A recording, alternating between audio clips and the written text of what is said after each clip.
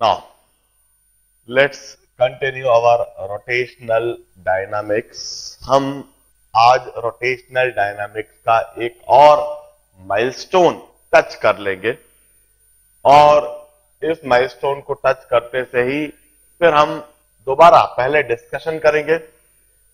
मैंने kinematics, moment of inertia उनको करा दिया और उसका डिस्कशन भी करा दिया। That was the first milestone. आज हम दूसरा माइलस्टोन टच करेंगे रोटेशनल डायनामिक्स में टॉर्क कंसेप्ट का और torque equal to I alpha concept का। और इसी के साथ मैंने आपको ऑलरेडी 4 शीट्स दे रखी है। इन 4 शीट में कुछ 50-60 प्रॉब्लम आप लोगों ने अटेंड भी कर लिए होंगे। Will start discussing that sheet. मगर सबसे पहले थ्योरी का एक छोटा सा पोर्शन बाकी रह गया है, पहले हम वह कर लेते हैं। मैं आज वही 3 इक्वेशन जिनका मैं पिछले लेक्चर में डिस्कशन कर रहा था, summation of F X equal to 0, summation of F Y equal to 0, summation of tau Z equal to 0, यह 3 इक्वेशंस का एप्लीकेशन और इसके लिए एक एडिशनल कंडीशन बताऊंगा। मैंने कहा था कि यदि कोई सी भी बॉडी स्टैटिक इक्विलिब्रियम में हो, वह बॉडी जो एक्स वाई प्लेन में मूव कर सकती हो मगर मूव नहीं कर रही हो, बिल्कुल स्टेशनरी हो, उसके लिए हम यह 3 इक्वेशन लिखते हैं। आज मैं एक ऐसी सिचुएशन बताने जा रहा हूं जिसमें बॉडी स्टैटिक नहीं होगी, एक मूविंग बॉडी होगी, मगर उस मूविंग बॉडी के लिए भी हम यह 3 इक्वेशन अप्लाई कर सकेंगे। Observe this situation. This is X Y plane. Board के ऊपर मैंने एक्स एक्सेस बनाई है, इस तरह से बोर्ड पर मैंने वाई एक्सेस बनाई है। The X Y plane is the plane of board और इस बोर्ड के परपेंडिकुलर जेड एक्सेस है। We have got a body.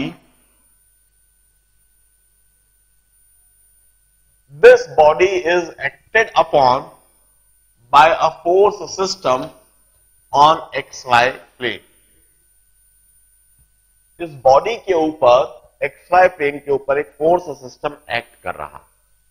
The body is free to move on XY plane. यह बॉडी XY प्लेन पर freely move कर सकती है, मगर the situation is body XY plane पर बिल्कुल भी मूव नहीं कर रही है, मगर यह बॉडी Z एक्सिस के अलोंग मूव कर रही है और Z एक्सिस के अलोंग इस बॉडी की मूवमेंट किसी भी तरह से हो सकती है। It may be with constant velocity, may be with variable velocity, it may be with constant acceleration, it may be with variable acceleration. मैं इस बात को इधर मेंशन करूंगा, लिखूंगा। The body is free to move on XY plane. Body is free to move on XY plane. यह body XY plane पर move कर सकती है, बट XY प्लेन पर बिल्कुल भी मूव नहीं कर रही है। बिल्कुल भी XY प्लेन में किसी भी तरह का कोई मूवमेंट नहीं है, ना कोई तरह का रोटेशन। XY प्लेन में तो सीधी ऐसी की ऐसी है, ये बोर्ड के बाहर की तरफ निकल के आ रही है, but not moving on the plane, not moving on this plane, इस प्लेन पर मूव नहीं कर रही। This body is moving along Z axis that is perpendicular to board, board के बाहर की तरफ आ रही, इस तरह से। Body is moving along z axis, maybe with constant velocity, maybe with variable velocity, maybe with constant acceleration, maybe with variable acceleration, maybe with constant v or variable v, maybe with constant acceleration और variable acceleration. इससे हमें कोई मतलब ही नहीं है कि z axis के अलॉन्ग इसकी मोशन किस तरह से हो रही है। In this situation once again we'll say if we resolve all the forces and if we take their component along z axis, summation of fx would be 0.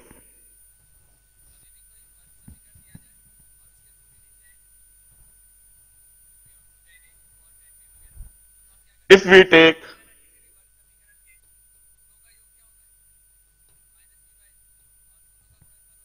the component along y-axis and if we add all the components along y-axis, the summation of fy must be 0.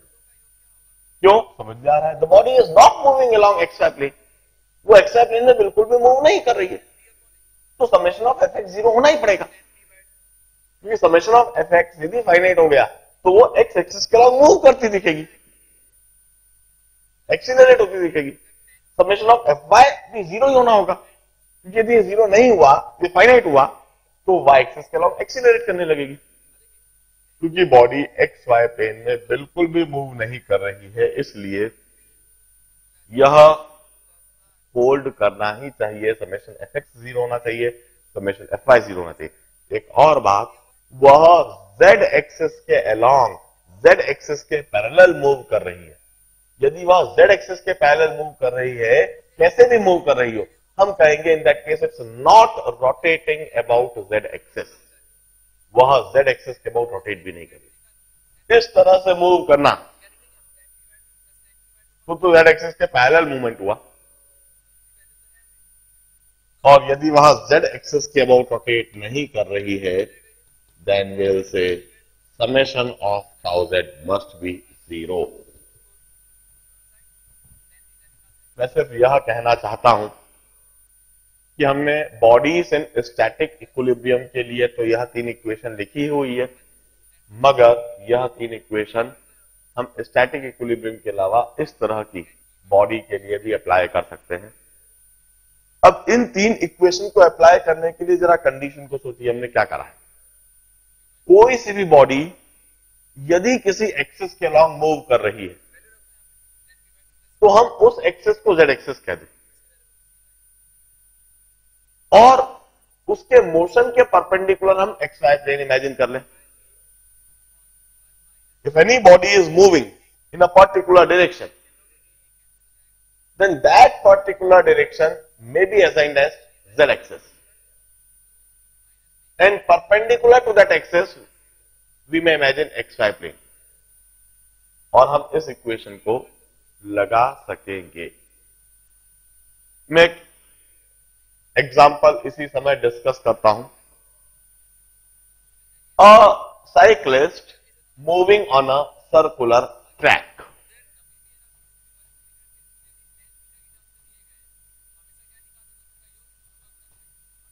cyclist moving on a circular track.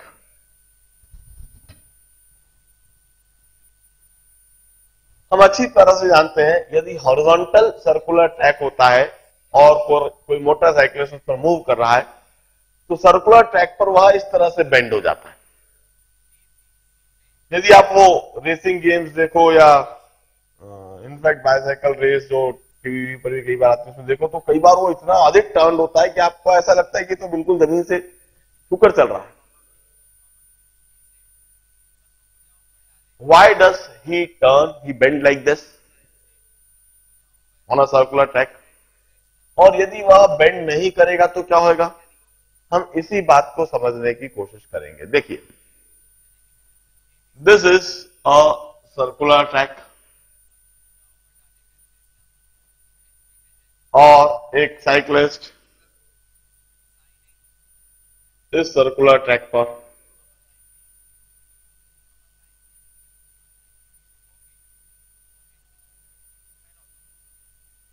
इस तरह से bend करा हुआ है।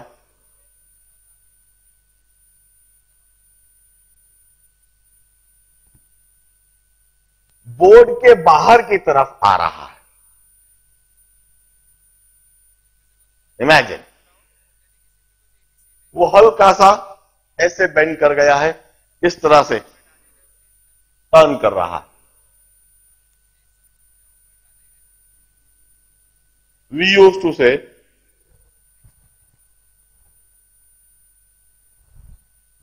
हम x Y plane imagine कर ले सबसे पहले। इन दिस सिचुएशन, जैसा मैंने कहा है कि बॉडी जिस डायरेक्शन में मूव कर रही है उस डायरेक्शन को आप जेड एक्सिस असाइन करो और उसके परपेंडिकुलर प्लेन पर आप X Y plane, X Y axis assign करो। हम क्या करते हैं, इस पॉइंट ऑफ कांटेक्ट से, जो उसके व्हील का ग्राउंड के साथ जो पॉइंट ऑफ कांटेक्ट है, इधर ऑरिजिन देखते हुए इसे हम एक्स एक्सिस कहते हैं और इसके परपेंडिकुलर, मतलब बिल्कुल वर्टिकल, को हम वाई एक्सिस कहते हैं। And along the motion, circular track के अलोंग द मोशन हम कहते हैं जेड एक्सिस। यह जो साइक्लिस्ट है, यह थीटा एंगल से, वर्टिकल से थीटा एंगल से यह बेंड है।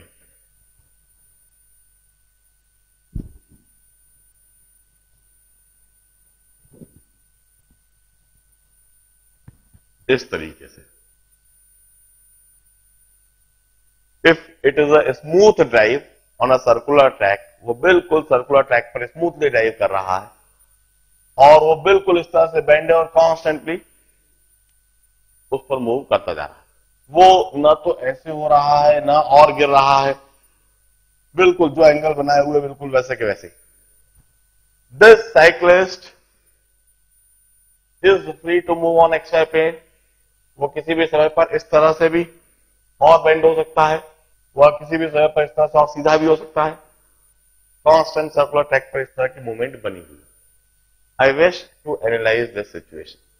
मैं इस सिचुएशन को एनालाइज करना चाहता हूं।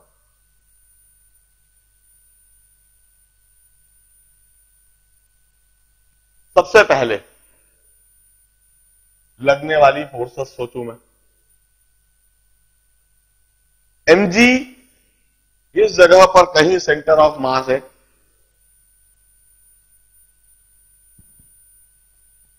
तो सेंटर ऑफ मास के इस जगह पर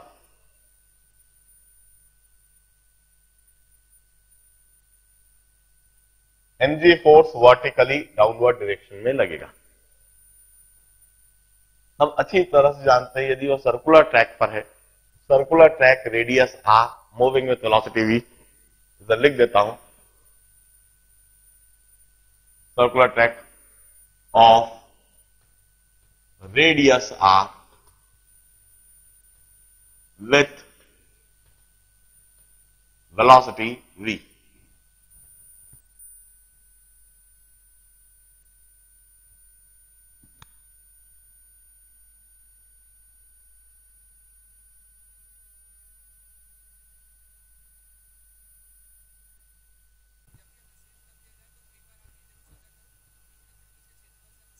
Gravitational force mg acting in vertically downward direction on its centre of mass, centre of mass पर यह gravitational force mg downward acting लगेगा।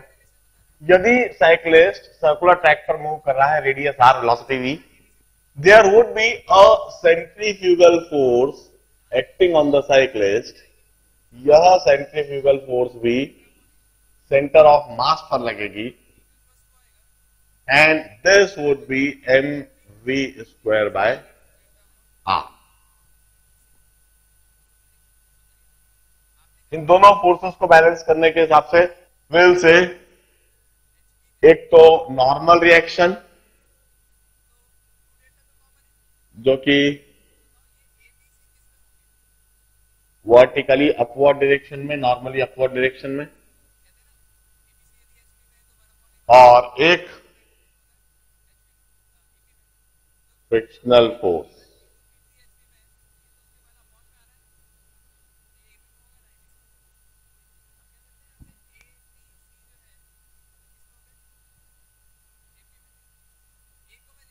This would be the external force acting on the system। इसके अलावा और कोई force इस system पर नहीं लगेगी, लगने का सवाल भी नहीं। यह साइक्लिस्ट mv² r से इस तरफ ड्रैग होना चाह रहा है, उसको फ्रिक्शन फोर्स प्रिवेंट करेगी, mg नीचे, नॉर्मल डायरेक्शन अपवर्ड। अब हम कहेंगे समेशन fx इक्वल टू 0 लिख देंगे, frictional force must be equal to mv² r, summation fx equal to 0 से। समेशन fy इक्वल टू 0 से हम लिख देंगे normal reaction is equal to mg।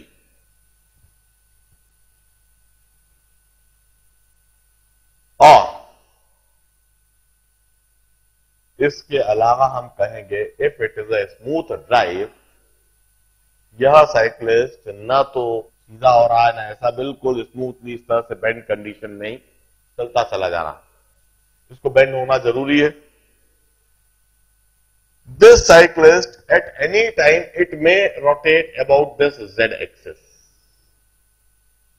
किसी भी समय यह z एक्सिस के अबाउट रोटेट कर सकता है। हमने किसी भी साइक्लिस्ट के दो तरह के एक्सीडेंट देखे। कई बार वो मूव करता हुआ साइक्लिस्ट इस तरह से स्किड कर जाता है, आई विल शो यू, वो इस तरह से स्किड करता चला जाएगा,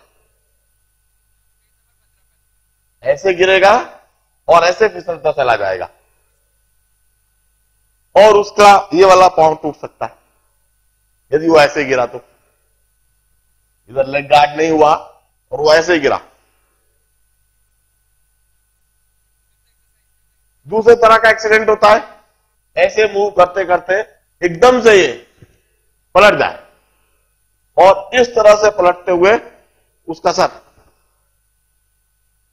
सीधा जमीन से उसे टकरा सकता है, ऐसे केस में सीधा फंसा पड़ जाएगा।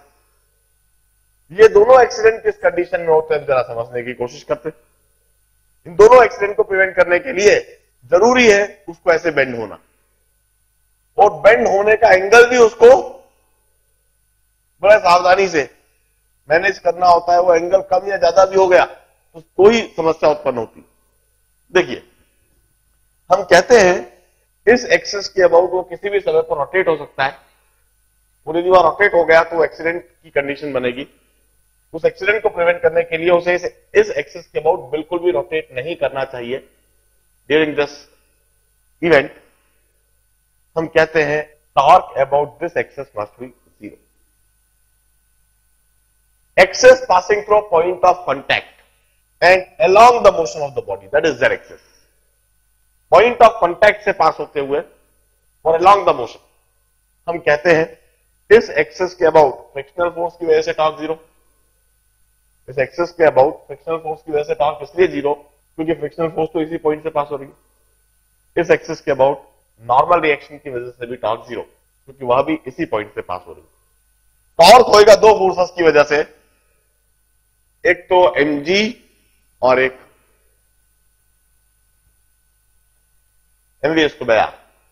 पॉइंट ऑफ कांटेक्ट से इस एक्सिस से यदि सेंटर ऑफ मास की दूरी d है तो हम देखें, मैं कहता हूं torque due to mg,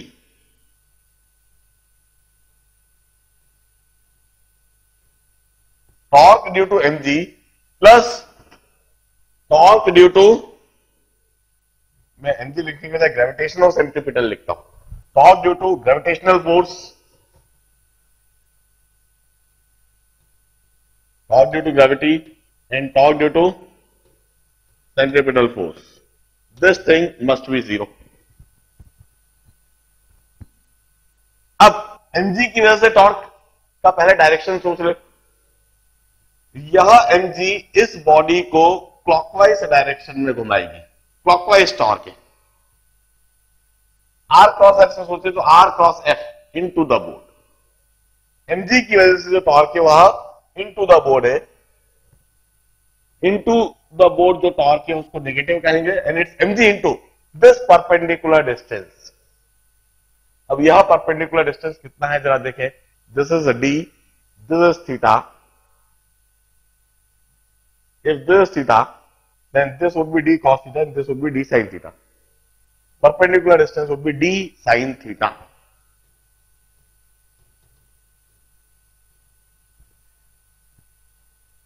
This is torque due to mg. यह टॉर्क इनटू द बोर्ड है, क्लॉकवाइज टॉर्क है इसलिए नेगेटिव लिख रहा हूं, mg into D sine theta. Negative इसलिए क्योंकि क्लॉकवाइज टॉर्क है या इनटू द बोर्ड टॉर्क है। Magnitude of force into perpendicular distance of force. अब torque due to centripetal force, centrifugal force लिख रहा हूं। सबसे पहले डायरेक्शन देख लो, यह टॉर्क, यह फोर्स एनर्जी उसको मैं इस बॉडी को इस एक्सिस के अबाउट एंटी क्लॉकवाइज डायरेक्शन में घुमाएगी।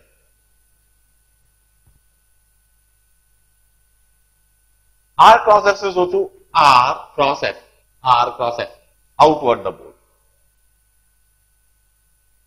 पॉजिटिव टॉर्क होएगा। फोर्स है एमवी उसको बाय आर, और परपेंडिकुलर डिस्टेंस है डी कॉस थीटा।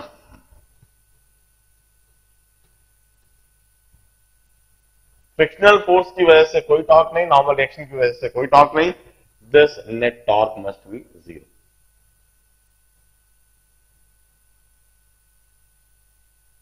हम कहेंगे we solve it, g sin theta must be equal to v square by r cos theta, और tan theta is equal to v square by dr. Theta must be tan inverse v square by dr.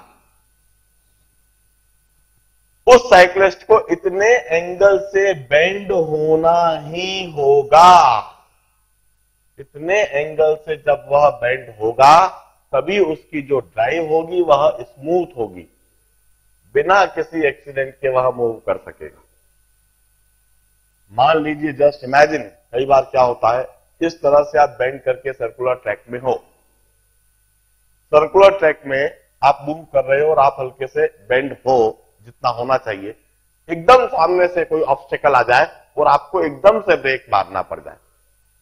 आपने break तो मार दिया, break मारने से velocity तो कम हो गई, मगर उतने समय में आप अपनी बेंड कंडीशन से सीधे नहीं हो पाए। In that case you can imagine क्या होगा, आप इस तरह से बेंड थे और बेंड कंडीशन में अपनी गाड़ी चला रहे थे क्योंकि सर्कुलर ट्रैक पर थे, और उस सर्कुलर ट्रैक पर इसी बेंड कंडीशन में एकदम से सामने भैंस आ गई। भैंस को कुछ नहीं करना है, जो कुछ करना है आपको करना है। आपने तेजी से ब्रेक मारा और ब्रेक मारते से आपकी वेलोसिटी तो कम हो गई, मगर ये पूरा इवेंट इतना तेजी से हुआ कि उतने समय आप एकदम से गाड़ी को सीधा नहीं करता, वेलोसिटी कम हो गई, mv स्क्वायर बाय आर कम हो गया। mv स्क्वायर बाय आर कम हो जाने से mv स्क्वायर आर की वजह से मिलने वाला टॉर्क वो कम हो गया। इस कंडीशन में mg की वजह से टॉर्क डोमिनेट कर जाएगा और mg की वजह से जो टॉर्क है वो बढ़ जाने से आपकी गाड़ी इस तरह से mg की वजह से बेंड होएगी और आप इस तरह से स्किड करते हुए दिखाओगे।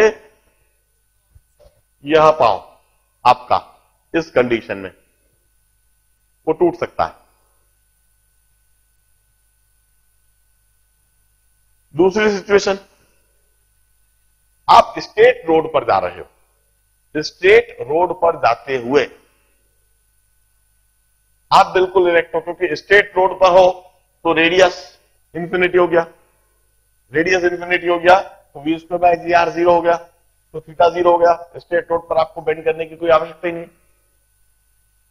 आप बिल्कुल सीधा चलोगे। और ऐसी कंडीशन में किसी वजह से एकदम से टर्न करना पड़ जाए,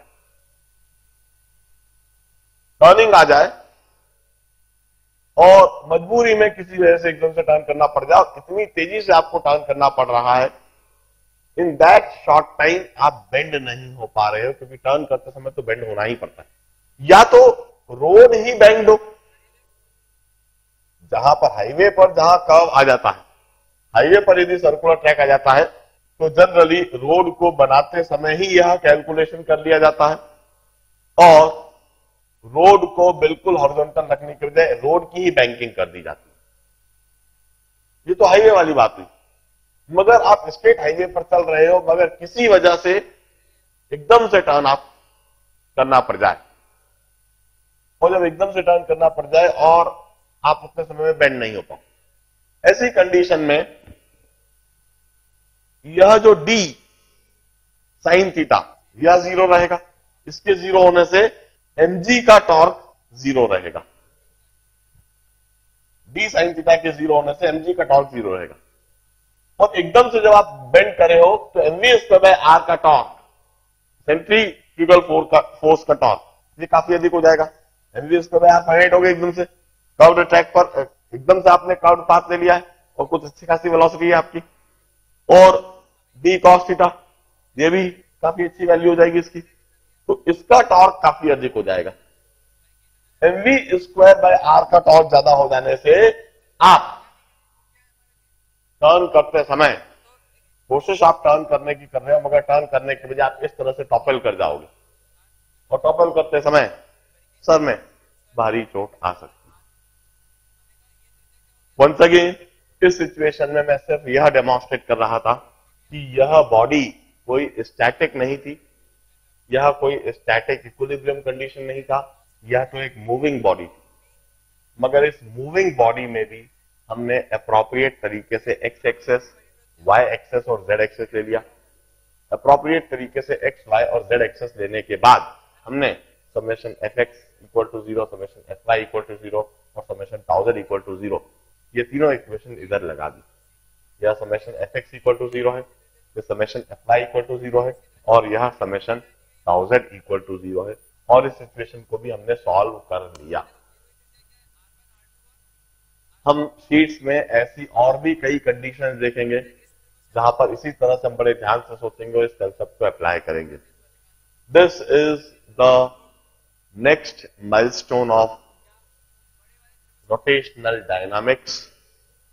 अब हम हमारी थ्योरी को यहीं पर एक अल्प विराम देते हैं, एक शॉर्ट ब्रेक, और अभी तक दी गई शीट्स को हम पहले डिस्कस करते हैं, फिर हम रोटेशनल डायनामिक्स को फर्दर कंटिन्यू करेंगे with the concept of angular momentum, conservation of angular momentum, rotational kinetic energy, energy conservation and power delivered by torque.